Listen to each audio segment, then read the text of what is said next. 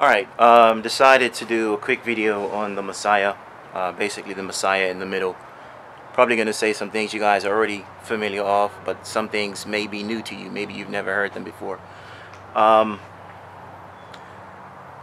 Guess we can start with what Revelation says as far as the 24 elders. Who are the 24 elders? I know these are the 12 tribal patriarchs and the 12 disciples. 12 plus 12 is 24. If you look in Revelation, you will see that the gates and the foundations have their names, have the names of all 24. Also in Revelation, it shows how the Lamb, meaning the Messiah, is in the midst of their praise.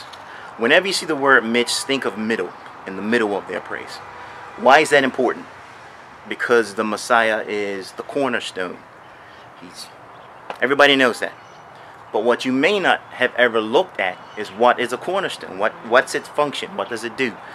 A cornerstone essentially is like when you lay a foundation in those days, and then you would lay another foundation, which is the cornerstone. Its whole function is to merge two sides together. So the Messiah is basically the glue that merges the old covenant and the new covenant, the Jew and the Gentile. He's in the midst of that. Now, in the Gospels, you see a story, and a lot of people don't catch this. My father taught this to me when I was maybe a teenager, or possibly in my early to mid-20s. It's about, remember when Jesus was going to see the young girl whose father came to him and said, hey, my daughter's dying, can you come help? And when he was on his way to see the young girl, it was an old lady with an issue of blood.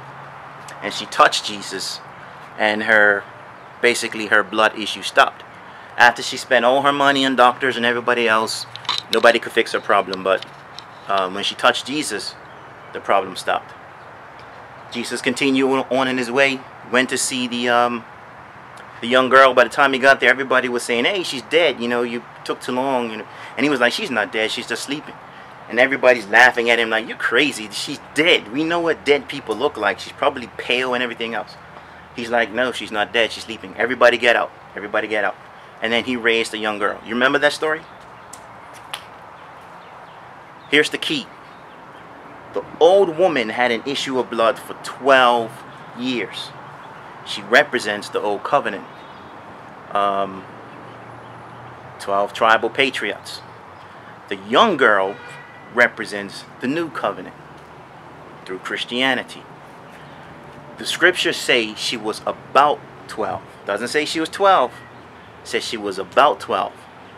Why? There were 12 disciples. But remember, Judas was a traitor.